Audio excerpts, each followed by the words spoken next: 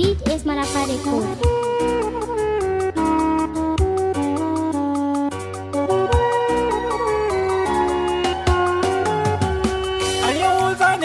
Banata tauraruwar 'yan mata tafi dole in koda ta domin ta yi wa mata rata. In ka yi tambayar sunanta ko ban faɗa ba ka gane ta, domin ado da kyan suranta so amsa tambayar sunanta. Yanzu za ni faɗe ta in ka ji ya rike sunanta. Amina Gimbiya 'yar gata, tauraruwar 'yan mata. Amina Gimbiya 'yar gata.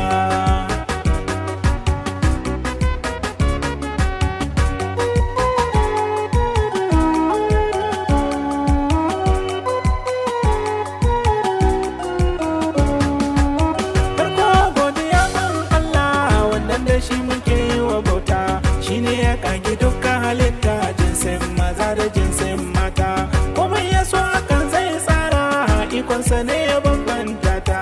Ko a cikin halitta ko wace ta daban da kyan hali da sifarta.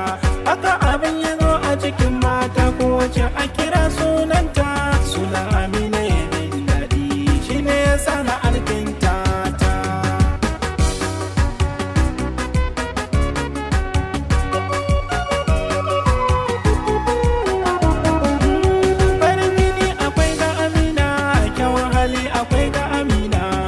Amina na da amana mai kyan ado da kyawun suna. Sanatuwa ka duba za ka fahimci tsafta ma akwai da Amina. Amina Gimbiya zo sarauniya, zan so a ce da ke mun zauna.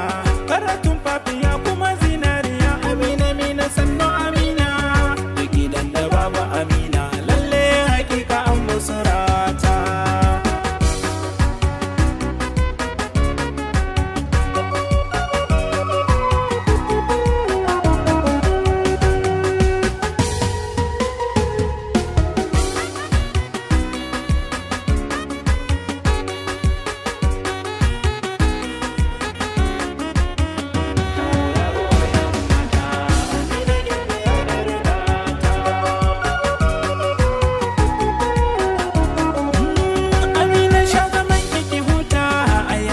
Ne bakin sarauta, ita sahu na farko ko a cikin duniyar gakin bambanta.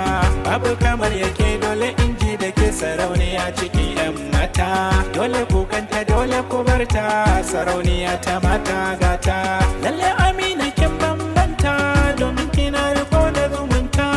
Mai hakuri da nagarta, Amina sannan auta